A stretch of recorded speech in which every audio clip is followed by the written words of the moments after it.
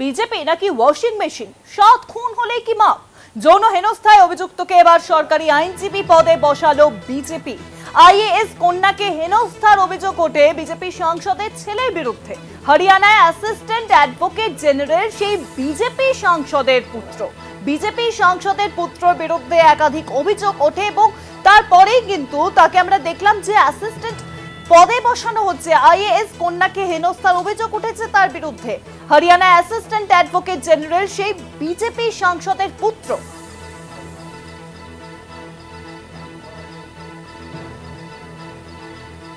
অর্থাৎ প্রশ্ন হচ্ছে, বারংবার বিজেপিতেই কেন এই খবরগুলি সামনে আসছে? সেখানে কি 7 খুন হলেই মাফ? যৌন হেনস্থায় অভিযুক্তকে সরকারি আইনজীবী পদে বসানোর অভিযোগ উঠছে। আইএএস কন্যাকে হেনস্থার অভিযোগ ওঠে সে বিজেপি সাংসদের ছেলের বিরুদ্ধে, কিন্তু অভিযোগকে কার্যত পাত্তা না দিয়ে হরিয়ানা অ্যাসিস্ট্যান্ট অ্যাডভোকেট জেনারেল সেই বিজেপি সাংসদের ছেলে। আরো জানাবেন, নিউজরুমের সঙ্গে রয়েছেন আমাদের প্রতিনিধি দুর্গা দাস বন্দ্যোপাধ্যায়।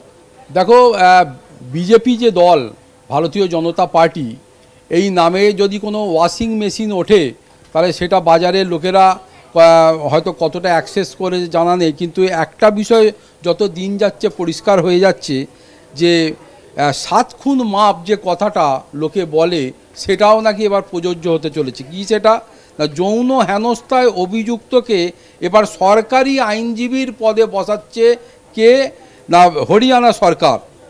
হরিয়ানার অ্যাসিস্ট্যান্ট অ্যাডভোকেট জেনারেল হলেন সেই বিজেপি সাংসদের পুত্র বিকাশ বারালা।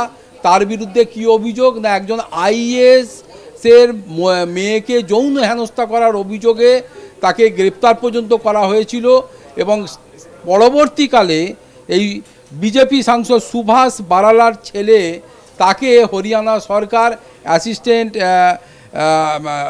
মানে সরকারি আইনজীবী পদে বসানো হচ্ছে।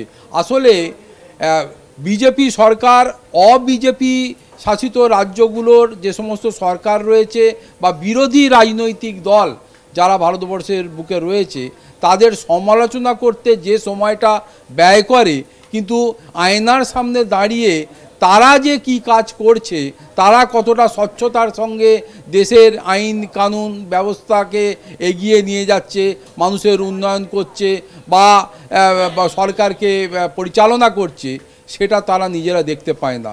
তাই পায় না বলেই এই ধরনের অপরাধমূলক কাজের অভিযোগে যারা অভিযুক্ত হয় তাদেরকে বিজেপি বিভিন্ন জায়গায়, শুধুমাত্র এই হরিয়ানা বলে নয়, ভারতবর্ষের যে সমস্ত রাজ্যে বা অঞ্চলে বিজেপি নেতৃত্বাধীন সরকার গঠিত হয়েছে, যে রাজ্যগুলোতে বিজেপি শাসিত রাজ্যগুলো যেখানে তারা সরকার তৈরি করেছে, তাদের প্রত্যেকটা জায়গাতেই দেখা যাচ্ছে যে অপরাধমূলক কাজের সঙ্গে যুক্ত বা অভিযুক্ত এদেরকে বিভিন্ন পদে বসানো হচ্ছে, এমনকি রাজনৈতিক নেতা নেত্রীও তৈরি হচ্ছে।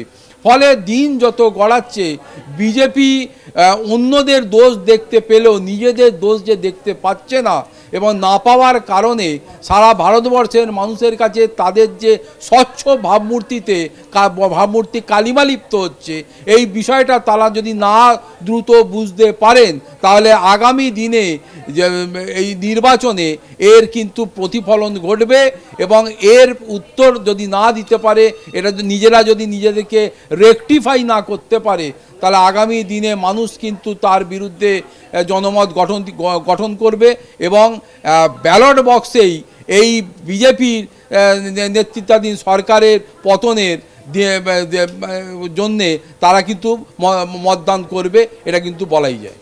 একদম, অনেক ধন্যবাদ দুর্গা। নিউজরুমের সঙ্গে ছিলেন আমাদের প্রতিনিধি দুর্গা দাস বন্দ্যোপাধ্যায়।